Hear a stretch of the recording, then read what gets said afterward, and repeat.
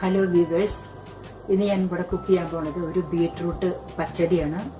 Beetroot ഹെൽത്തിന് വളരെ നല്ലതാണ്. ബ്ലഡ് പ്യൂരിഫിക്കേഷനും പിന്നെ ബോഡിയിൽ ബ്ലഡ് ഉണ്ടാകാനും ഒക്കെ വളരെ നല്ലതാണ്. അപ്പോൾ ഈ പച്ചടിക്ക് വേണ്ട ഇൻഗ്രീഡിയൻസ് എന്തൊക്കെയാണ്?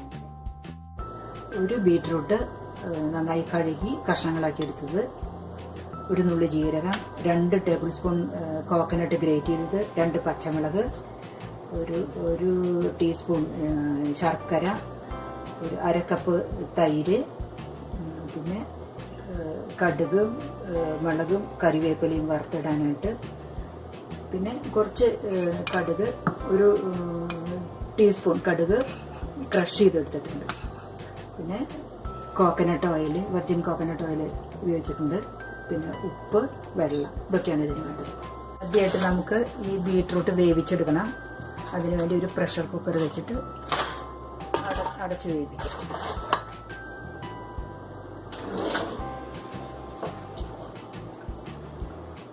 സ്വിച്ച് ഓൺ ചെയ്യാം. ഇട്ടിട്ട് ഒരു വിസിൽ വരുന്നവരെ, 1-2 വിസിൽ വരുന്നവരെ വേവിക്കാം. ബീട്രൂട്ട് പാകത്തിന് വെന്തിട്ടുണ്ട്. നമുക്ക് തണുക്കാൻ വയ്ക്കാം.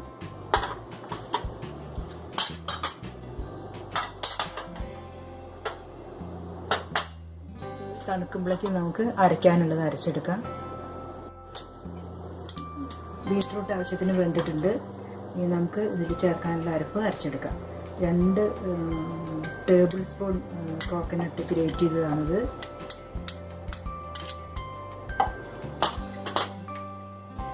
2 പച്ചമുളക് ചെറുതായി അരിഞ്ഞത്,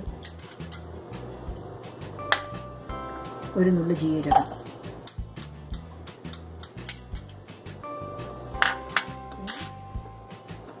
ആവശ്യത്തിന് വെള്ളം, കുറച്ച് വെള്ളം ഒഴിച്ചിട്ട് അരച്ചെടുക്കാൻ പറ്റും.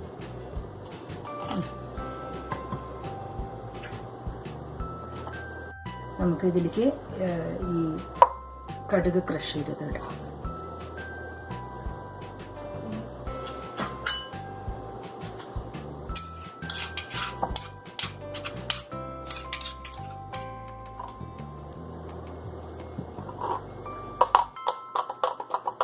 നന്നായി മിക്സ് ചെയ്ത് വയ്ക്കുക. നമുക്ക് ഈ ബീട്രൂട്ട് നന്നായി അരച്ചെടുക്കണം.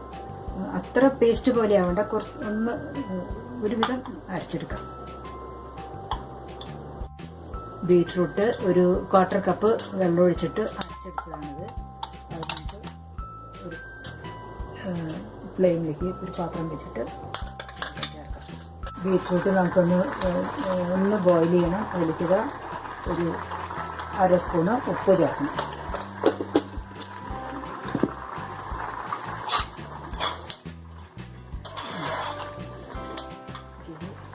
നമുക്കതിലേക്ക് ഒരു 1/4 സ്പൂണ് ശർക്കര ചേർക്കാം.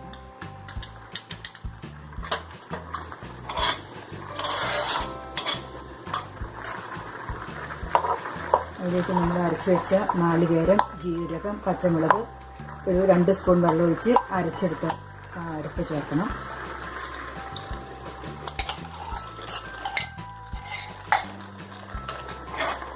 നന്നായി യോജിപ്പിക്കുക.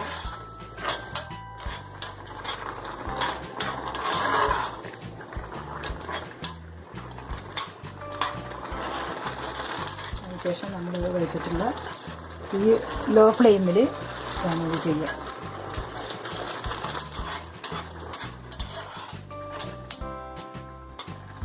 വെച്ചിട്ടുള്ള ഒരു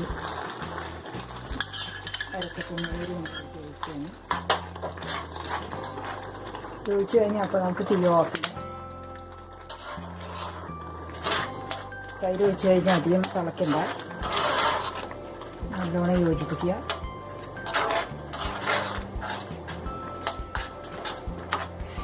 ഇനി നമുക്ക് ഈ കടുകും മുളകും ഈ കറിവേപ്പിലയും കൂടി നമുക്ക് വറുത്തിടണം.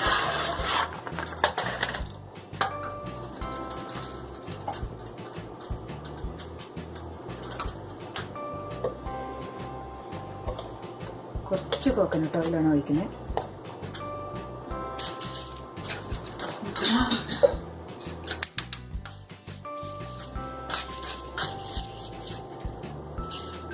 കോക്കനട്ട് ഓയിൽ പിന്നെ കോക്കനട്ട് ആയാലും അധികം ചൂടാക്കുന്നത് നല്ലതല്ല, ഹെൽത്തിനൊരു പ്രോബ്ലം ഉണ്ടാക്കും.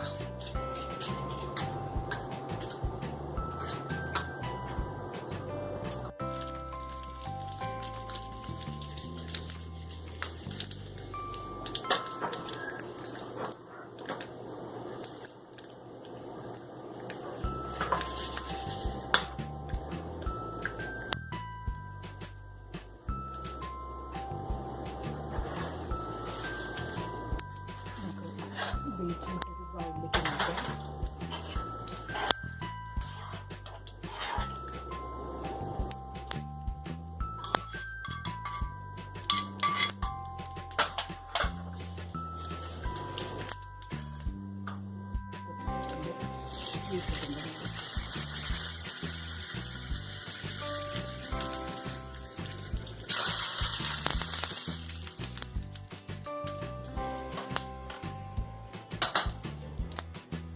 സിമ്പിളായിട്ടുള്ള ബീറ്റ്റൂട്ട് റെഡി ആയിട്ടുണ്ട്. സ്വാദം നോക്കാം. നല്ല സ്വാദുണ്ട്. പുളി ഉപ്പും നല്ല പാകമാണ്. എല്ലാവരും ട്രൈ ചെയ്യണം. ഇഷ്ടപ്പെട്ടെങ്കിൽ ലൈക്ക് ചെയ്യണം, ഷെയർ ചെയ്യണം, സബ്സ്ക്രൈബ് ചെയ്യണം.